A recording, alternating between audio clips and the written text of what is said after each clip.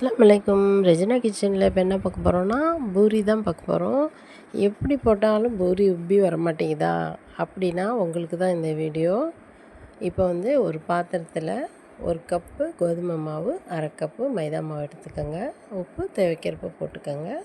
போட்டு நல்லா கலந்து விட்ருங்க. கலந்துட்டு தண்ணி ஊற்றிக்கலாம். தண்ணி வந்து கொஞ்சம் கொஞ்சமாக ஊற்றாதீங்க, கொஞ்சம் நிறையாவே ஊற்றிக்கங்க.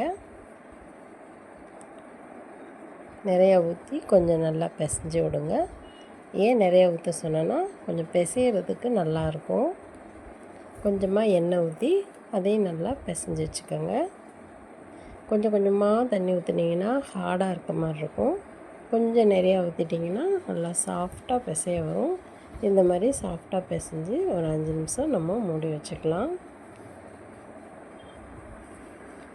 5 நிமிஷத்துக்கு அப்புறம் மறுபடியும் கொஞ்சம் பிசைஞ்சு இன்னும் ஒரு 2 நிமிஷம் நம்ம மூடி வச்சுக்கலாம். வேறு பாத்திரத்தில் மாற்றி நம்ம மூடி வச்சுக்கலாம்.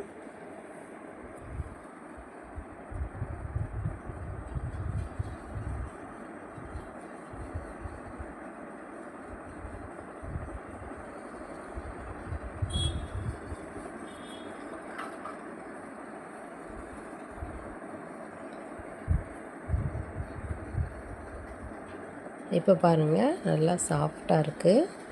இதுக்கு பூரிக்கு ரவாலாம் போடுறாங்க, அதெல்லாம் எதுவுமே போட வேண்டாம். சிம்பிளாக நம்ம பூரி உப்பி வர வைக்கலாம். இந்த மாதிரி மீடியமாக பாலாக உருட்டிக்கங்க. ரொம்ப சின்னதாக உருட்டாதீங்க. இந்த அளவு உருட்டினா தான் கொஞ்சம் திக்னஸாக இருந்தால் தான் நமக்கு பூரி உப்பி வரும். இப்போ வந்து இந்த மாவு தேய்க்கிறதுக்காண்டி நான் கொஞ்சம் மைதா மாவு எடுத்திருக்கேன். நீங்கள் மைதா எடுத்துக்கலாம், அப்படி இல்லாட்டி கோதுமை மாவு கூட எடுத்துக்கலாம்.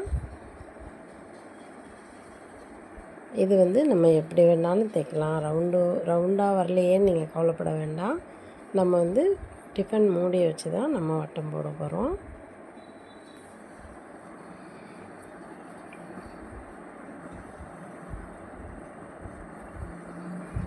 இந்த மூடியை வச்சு நம்ம இதை கட் பண்ணிக்கலாம்.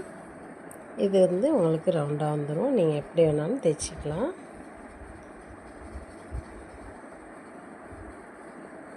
பாருங்கள், சூப்பராக ரவுண்டாக வந்துருச்சு பாருங்கள். இந்த திக்னஸ் இருந்தால் போதும், ரொம்ப மெலிசாக போட வேண்டாம். இப்போ வந்து எண்ணெய் காஞ்சி நம்ம பூரி எப்போ போடுறதுன்னா கொஞ்சமாக மாவு போட்டு அது மேலே வந்துடணும். சரியான நல்லா கரெக்டாக எண்ணெய் காஞ்சிருக்கு. இப்போ நம்ம அந்த மாவு இதில் போட்டுக்கலாம். போட்டுட்டு லைட்டாக அழுத்தி விடுங்க. ரொம்ப முறுக்க வேண்டாம். லைட்டாக அழுத்திட்டிங்கனாவே பூரி நல்லா புஸ்ஸுன்னு வந்துடும். உடனே திருப்பி போட்டுட்டு நம்ம அதை எடுத்துடலாம். எண்ணெயே குடிக்காது, கலரும் நல்லாயிருக்கும் பார்க்க. நல்லா சூப்பரான, நல்லா சாஃப்டான, எண்ணெய் குடிக்காமல் இதே மாதிரி நீங்களும் செஞ்சு பாருங்கள். என் வீடியோ பிடிச்சிருந்தா லைக் பண்ணுங்கள், ஷேர் பண்ணுங்கள், மறக்காமல் சப்ஸ்கிரைப் பண்ணுங்கள். நீங்களும் வீட்டில் செஞ்சு பார்த்துட்டு எனக்கு எப்படி இருந்துச்சுன்னு கமெண்ட்டில் சொல்லுங்கள். ஓகே, பாய். அஸ்ஸலாமு அலைக்கும்.